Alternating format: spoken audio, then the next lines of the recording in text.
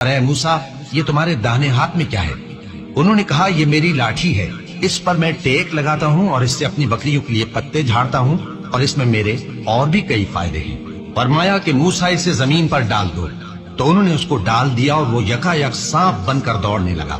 فرمایا کہ اسے پکڑ لو اور ڈرنا مت، ہم اس کو ابھی اس کی پہلی حالت پر لوٹا دیں گے، اور اپنا ہاتھ اپنی بغل میں دبا لو کہ وہ کسی عیب و بیماری کے بغیر سفید چمکتا دمکتا نکلے گا۔ یہ دوسری نشانی ہے تاکہ ہم تمہیں اپنے بڑے بڑے نشانات دکھائیں۔ تم فرعون کے پاس جاؤ کہ وہ سرکش ہو رہا ہے۔ کہا اے میرے پروردگار، اس کام کے لیے میرا سینہ کھول دے اور میرا کام آسان کر دے، اور میری زبان کی گرہ کھول دے تاکہ وہ میری بات سمجھ لے، اور میرے گھر والوں میں سے ایک کو میرا وزیر یعنی مددگار مقرر فرما، یعنی میرے بھائی ہارون کو۔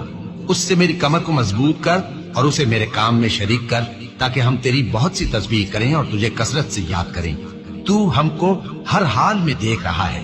فرمایا موسیٰ، تمہاری دعا قبول کی گئی، اور ہم نے تم پر ایک بار اور بھی احسان کیا تھا جب ہم نے تمہاری والدہ کو الہام کیا تھا جو تمہیں بتایا جاتا ہے۔ وہ یہ تھا کہ اسے یعنی موسیٰ کو صندوق میں رکھو، پھر اس صندوق کو دریا میں ڈال دو تو دریا اس کو کنارے پر ڈال دے گا، اور میرا اور اس کا دشمن اسے اٹھا لے گا۔ اور موسیٰ، میں نے تم پر اپنی طرف سے محبت ڈال دی، اور اس لیے کہ تم میرے سامنے پرورش پاؤ۔